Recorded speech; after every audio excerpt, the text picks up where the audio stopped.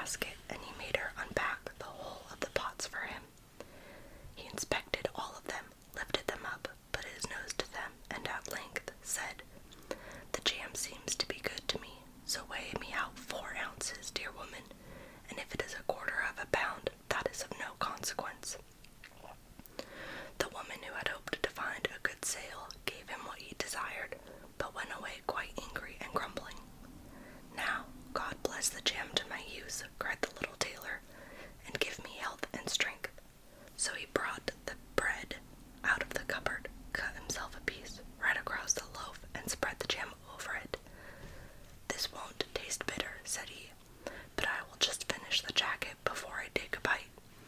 He laid the bread near him, sewed on, and in his joy made bigger and bigger stitches. In the meantime, the smell of the sweet jam ascended so to the wall, where the flies were sitting in great numbers, that they were attracted and descended on it in hosts. "Hola, who invited you?" said the little tailor, and drove the unbidden guests away. The flies, however, who understood no German, would not be turned away, but came back again in ever-increasing companies. The little tailor at last lost all patience, and got a bit of cloth from the hole under his work-table, and saying, "Wait, and I will give it to you," struck it mercilessly on them. When he drew it away and counted, there lay before him no fewer than 7, dead and with legs stretched out. "Art thou a fellow of that sort?" said he, and could not help admiring his own bravery. "The whole town shall know of this," and the little tailor hastened to cut himself a girdle, stitched it, and embroidered on it, in large letters, 7 at one stroke. "What the town," he continued, "the whole world shall hear of it," and his heart wagged with joy like a lamb's tail. The tailor put on the girdle, and resolved to go forth in the world, because he thought his workshop was too small for his valor. Before he went away, he sought about in the house to see if there was anything which he could take with him. However, he found nothing but an old cheese, and that he put in his pocket. In front of the door he observed a bird which had caught itself in the thicket. It had to go into his pocket with the cheese. Now he took to the road boldly, and as he was light and nimble, he felt no fatigue. The road led him up a mountain, and when he had reached the highest point of it, there sat a powerful giant, looking about him quite comfortably. The little tailor went bravely up, spoke to him, and said, "Good day, comrade, so thou art sitting there overlooking the widespread world. I am just on my way thither, and want to try my luck. Hast thou any inclination to go with me?" The giant looked contemptuously at the tailor, and said, "Thou ragamuffin, thou miserable creature."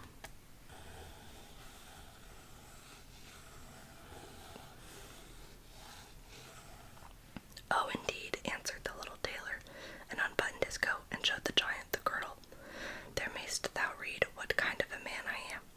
The giant read 7 at one stroke, and thought that they had been men whom the tailor had killed, and began to feel a little respect for the tiny fellow. Nevertheless, he wished to try him first, and took a stone in his hand, and squeezed it together, so that water dropped out of it. "Do that likewise," said the giant, "if thou hast strength." "Is that all?" said the tailor. "That is child's play with us," and put his hand into his pocket, brought out the soft cheese, and pressed it until the liquid ran out of it. "Faith," said he, "that was a little better, wasn't it?" The giant did not know what to say, and could not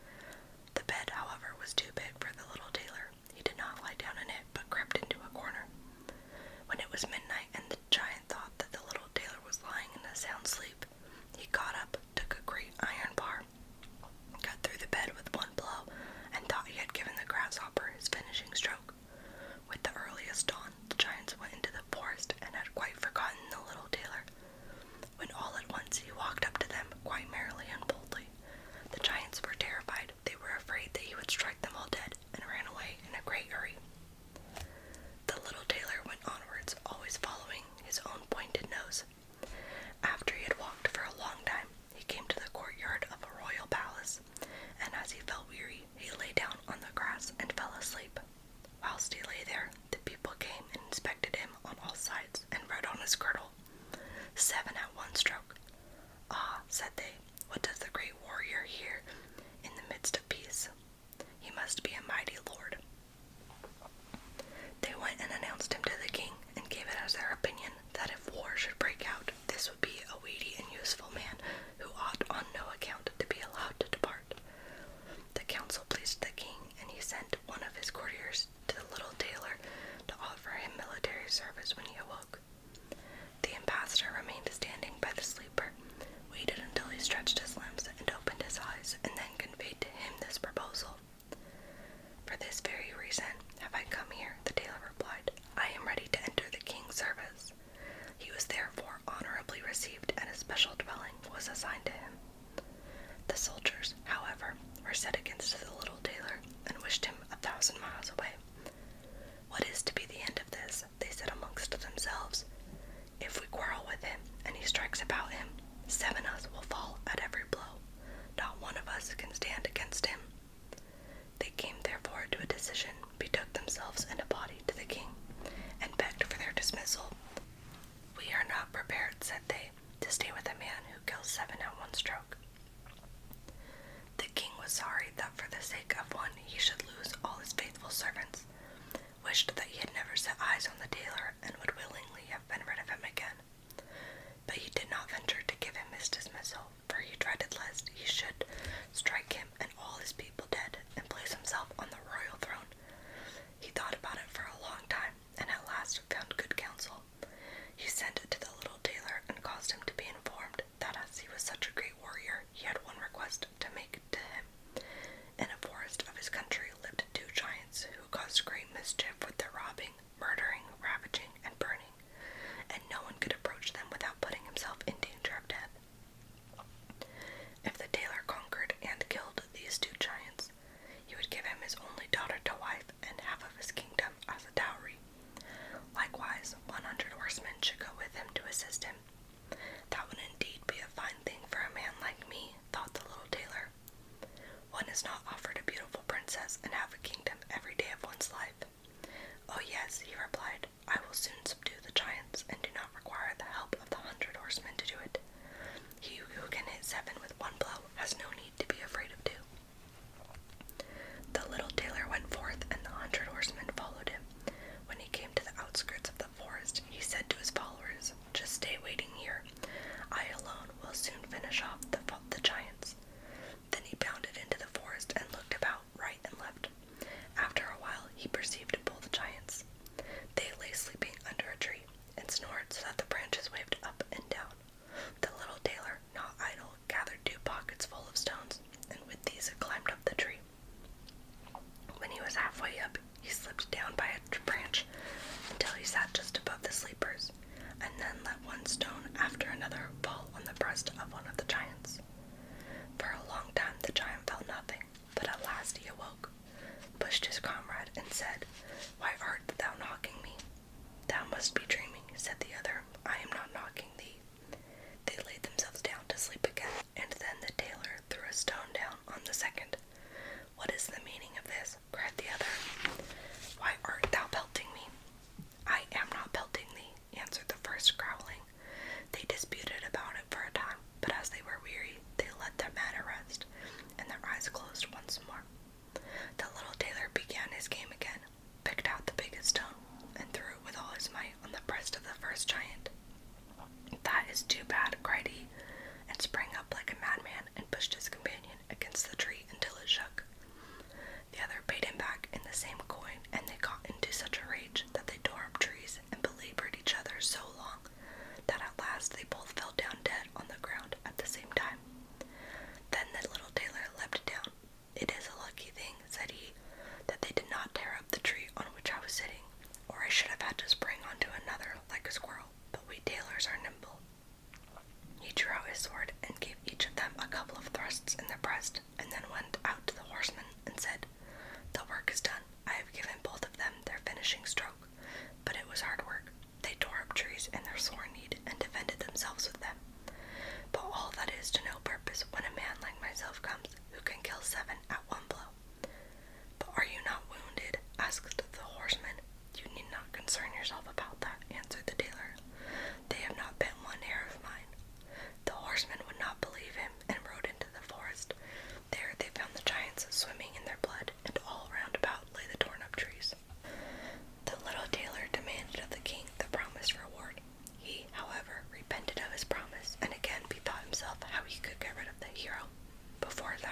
is my daughter and the half of my kingdom," said he to him.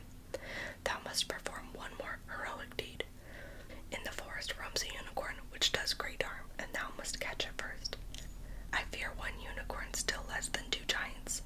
7 at one blow is my kind of affair." He took a rope and an axe with him, went forth into the forest, and again bade those who were sent with him to wait outside. He had not long to seek. The unicorn soon came towards him and rushed directly on the tailor, as if it would gore him with its horn without more ceremony. "Softly, softly, it can't be done as quickly as that," said he, and stood still and waited until the animal was quite close, and then sprang nimbly behind the tree. The unicorn ran against the tree with all its strength, and struck its horn so fast in the trunk that it had not strength enough to draw it out again, and thus it was caught. "Now I have got the bird," said the tailor, and came out from behind the tree and put the rope around its neck, and then with his axe he hewed the horn out of the tree, and when all was ready he led the beast away and took it to the king. The king still would not give him the promised reward, and made a third demand. Before the wedding the tailor was to catch him a wild boar that made great havoc in the forest, and the huntsmen should give him their help. "Willingly," said the tailor, "that is child's play." He did not take the huntsmen with him into the forest, and they were well pleased that he did not, for the wild boar had several times received them in such a manner that they had no inclination to lie in wait for him. When the boar perceived the tailor, it ran on him with foaming mouth and whetted tusks, and was about to throw him to the ground. But the active hero sprang into a chapel which was near, and up to the window at once, and in one bound out again. The boar ran in after him, but the tailor ran round outside and shut the door behind it, and then the raging beast, which was too heavy and awkward to leap out of the window, was caught. The little tailor called the huntsmen thither, and they might see the prisoner with their own eyes. The hero, however, went to the king, who was now, whether he liked it or not, obliged to keep his promise, and gave him his daughter and the half of his kingdom. Had he known that it was no warlike hero but a little tailor who was standing before him, it would have gone to his heart still more than it did.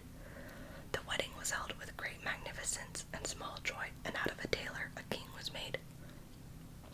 After some time the young queen heard her husband say in his dreams at night, "Boy, make me the doublet and patch the pantaloons, or else I will wrap the yard measure over thine ears." Then she discovered in what state of life the young lord had been born, and next morning complained of her wrongs to her father, and begged him to help her get rid of her husband, who was nothing else but a tailor. The king comforted her and said, "Leave thy bedroom door open this night, and my servants shall stand outside, and when he has fallen asleep, shall go in, bind him, and take him on board a ship which shall carry him into the wide world." The woman was satisfied with this, but the king's armor-bearer, who had heard it all, was friendly with the young lord, and informed him of the whole plot. "I'll put a screw into that business," said the little tailor. At night he went to bed with his wife at the usual time, and when she thought that he had fallen asleep, she got up, opened the door, and then lay down again. The little tailor, who was only pretending to be asleep, began to cry out in a clear voice, "Boy, make me the doublet and patch me the pantaloons, or I will wrap the yard measure over thine ears. I smote 7 at one blow. I killed 2 giants. I brought away 1 unicorn and caught a wild boar, and am I to fear those who are standing outside the room?" When these men heard the tailor speaking thus, they were overcome by a great dread, and ran as if the wild huntsmen were behind them, and none of them would venture anything further against him. So the little tailor was a king, and remained one to the end of his life.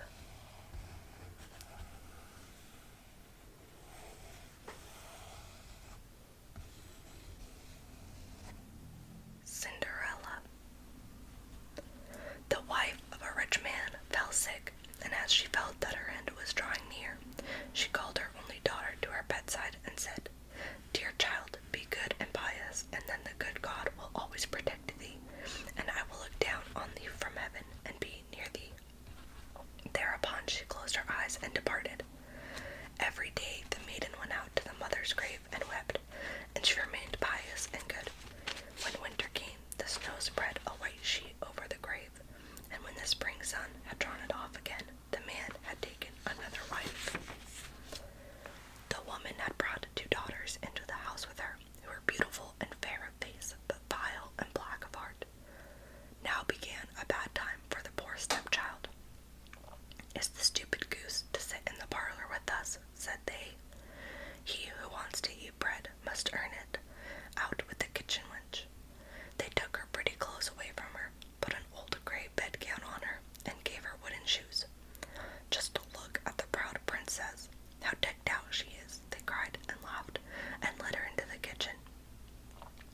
she had to do hard work from morning till night and get up before daybreak, carry water, light fires, cook, and wash. Besides this, the sisters did her every imaginable injury. They mocked her and emptied her peas and lentils into the ashes, so that she was forced to sit and pick them out again. In the evening, when she had worked until she was weary, she had no bed to go to, but had to sleep by the fireside in the ashes, and as on that account she always looked dusty and dirty, they called her Cinderella. It happened that the father was once going to the fair, and he asked his two stepdaughters what he should bring back for them. Beautiful dresses, said one. Pearls and jewels, said the second. And thou, Cinderella, said he, what wilt thou have? Father, break off for me the first branch which knocks against your hat on your way home. So he bought beautiful dresses, pearls, and jewels for his two stepdaughters, and on his way home, as he was riding through a green thicket, a hazel twig brushed against him and knocked off his hat. Then he broke off the branch and took it with him. When he reached home, he gave his stepdaughters the things which they had wished for, and to Cinderella he gave up the branch from the hazel bush. Cinderella thanked him, went to her mother's grave, and planted the branch on it, and wept so much that the tears fell down on it and watered it. And it grew, however, and became a handsome tree. Thrice a day Cinderella went and sat beneath it and wept and prayed, and a little white bird always came on the tree. And if Cinderella expressed a wish, the bird threw down to her what she had wished for. It happened, however, that the king appointed a festival, which was to last 3 days, and to which all the beautiful young girls in the country were invited, in order that his son might choose himself a bride. When the two stepsisters heard that they were to appear among the number, they were delighted, called Cinderella, and said, "Comb our hair for us, brush our shoes, and fasten our buckles, for we are going to the festival at the king's palace." Cinderella obeyed, but wept, because she too would have liked to go with them to the dance, and begged her stepmother to allow her to do so. "Thou go," said Cinderella, said she. "Thou art dusty and dirty, and wouldst go to the festival. Thou hast no clothes and shoes, and yet wouldst dance." However, Cinderella went on asking, the stepmother at last said, "I have emptied a dish of lentils into the ashes for thee. If thou hast picked them out again in 2 hours, thou shalt go with us." The maiden went through the back door into the garden and called, "You tame pigeons, you turtle doves, and all you birds beneath the sky, come and help me to pick the good into the pot, the bad into the crop."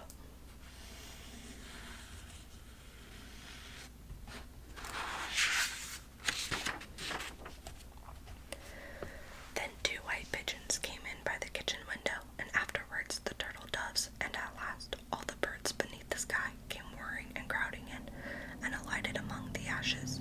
And the pigeons nodded with their heads and began pick, pick, pick, pick, and the rest began also pick, pick, pick, pick, and gathered all the good grains into the dish.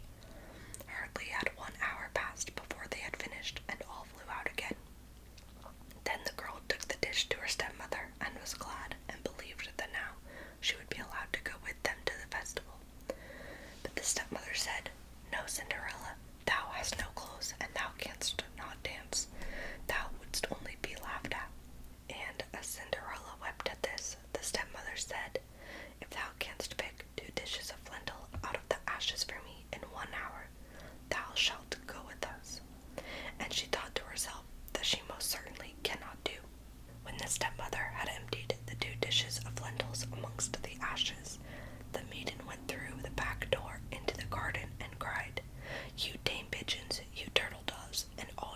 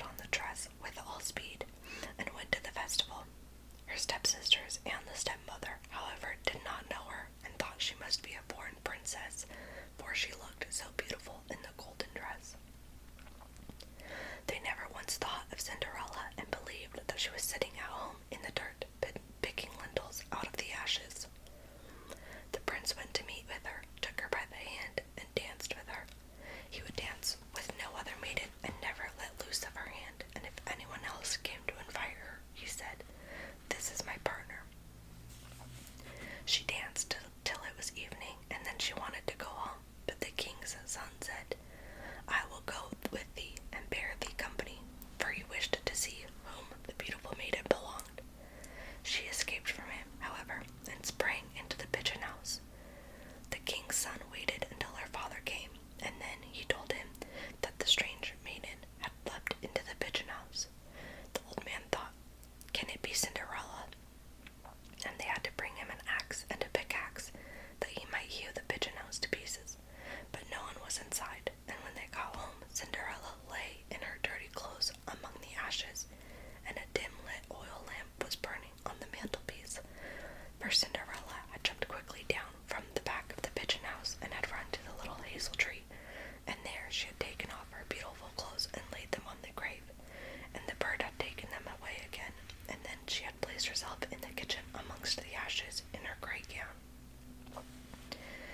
Next day, when the festival began afresh, and her parents and step-sisters had gone once more, Cinderella went to the hazel tree and said, Shiver and quiver, my little tree, silver and gold throw down over me. Then the bird threw down a much more beautiful dress than on the preceding day, and when Cinderella appeared at the festival in this dress, everyone was astonished at her beauty. The king's son had waited until she came, and instantly took her by the hand and danced with no one but her. When others came and invited her, he said, She is my partner. When evening came, she wished to leave, and the king's son followed her and wanted to see into which house she went. But she sprang away from him and into the garden behind the house. Therein stood a beautiful tall tree on which hung the most magnificent pears. She clambered so nimbly between the branches like a squirrel that the king's son did not know where she was gone. He waited until her father came and said to him, The strange maiden has escaped from me, and I believe she has climbed up the pear tree. The father thought, Can it be Cinderella? And had an axe brought and cut down the tree, but no one was on it.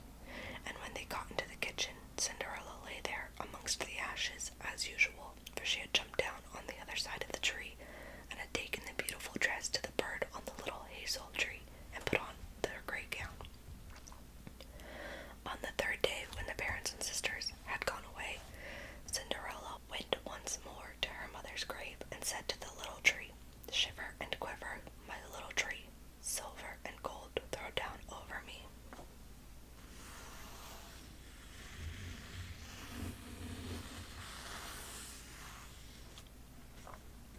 And now the bird threw down to her a dress which was more splendid and magnificent than she had yet had, and the slippers were golden. And when she went to the festival in the dress, no one knew how to speak for astonishment. The king's son danced with her only, and if anyone invited her to dance, he said, She is my partner. When evening came, Cinderella wished to leave, and the king's son was anxious to go with her, but she escaped from him so quickly that he could not follow her. The king's son, however, used a stratagem, and had caused the whole staircase to be smeared with pitch, and there, when she ran down, had the maiden's left slipper remained sticking. The king's son picked it up, and was small and dainty and all golden. Next morning he went with it to the father, and said to him, No one shall be my wife, but she whose foot this golden slipper fits. Then were the two sisters glad, for they had pretty feet. The eldest went with the shoe into her room, and wanted to try it on, and her mother stood by, but she could not get her big toe into it, and the shoe was too small for her. Then her mother gave her a knife, and said, Cut the toe off. When thou art queen, thou wilt have no more need to go on foot. The maiden cut the toe off, and forced the foot into the shoe, swallowed the pain, and went out to the king's son. Then he took her on his horse as his bride, and rode away with her. They were, however, obliged to pass the grave, and there, on the hazel tree, sat the two pigeons, and cried, Turn and peep, there's blood within the shoe. The shoe it is too small for her, the true bride waits for you. Then he looked at her foot, and saw how the blood was streaming from it. He turned his horse round, and took the false bride home again, and said she was not the true one, and that the other sister was to put on the shoe. Then this one went into her chamber,